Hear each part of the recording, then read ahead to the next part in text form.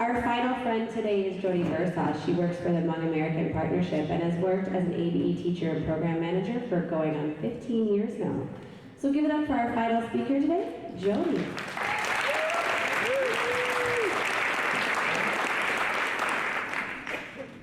Hi, I'm Jody. I believe that ABE matters because education is a human right. I'm currently working as the ABE manager at Hmong American Partnership in St. Paul. And in my time in ABE, I've also worked at the International Education Center and with the Minnesota Literacy Council. I got my start in ABE as a volunteer tutor at the Franklin Learning Center in 1998. A lot of my training and experience in ABE is in adult ESL. These are some of the beautiful adult ESL students at Hmong American Partnership, and I'm going to tell you more about one of them in a moment. First, I want to talk about the Universal Declaration of Human Rights. The preamble to that document says this: recognition of the inherent dignity and of the equal and inalienable rights of all members of the human family is the foundation of freedom, justice, and peace in the world. Article 26 of the Universal Declaration of Human Rights states everyone has a right to education. Many of the students that we work with in ABE ESL programs are refugees. Refugees are people whose human rights have been violated. And most of the time, their human rights have been violated deliberately by other humans.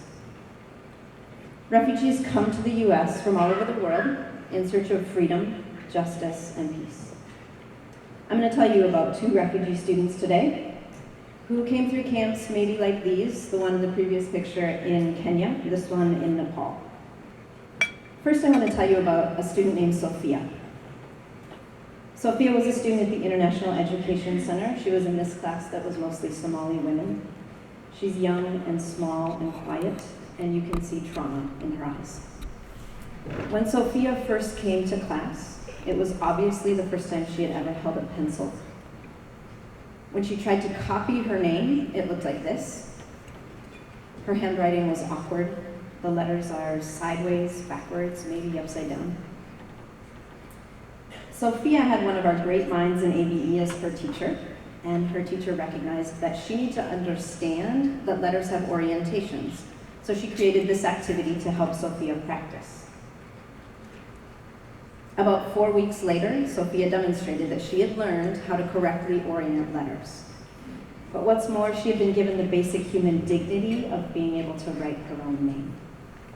See, most of us, when we learned to write our names, we were little kids. And we know how to orient letters the way we know how to walk, because everybody knows that, right? No, we had teachers, and Sophia didn't, not until ABE.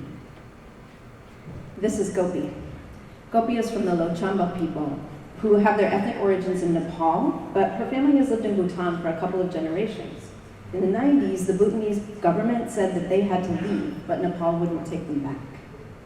So now Gopi's a refugee. She lives in St. Paul, and when she came to register for ABE classes, this is how she signed her name. Clearly, like Sophia, she didn't understand the orientation of the letter she was writing.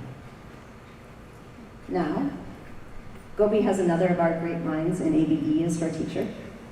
And her teacher helps her learn how to form letters, how to write words, and how to study, like how to use flashcards to practice sight words. Now, Gopi can write her name and the name of her country, Bhutan. She uses crayons to develop fine motor skills just like kids do when they learn literacy, but with attention to her needs and her identity as an adult learner. Recently, Gopi went on a field trip with her class to a museum, and afterwards she wrote a complete sentence about her friend Nunabla touching a statue. Gopi is now using written words to communicate across space and time, just like literate people do. I sat down with Gopi and I asked her how ABE has impacted her life, and she said that now when she goes to the mailbox every day, she can flip through the stack of envelopes and read which member of her family each one is addressed to. Think about your walk to the mailbox every day. Now think about Gopi, and know that ABE has given her a basic life skill that probably we don't ever stop to appreciate. ABE matters because education is a human right. ABE matters because Sophia and Gopi matter, and because ABE is giving them back their basic human rights, one carefully oriented letter at a time. Thank you.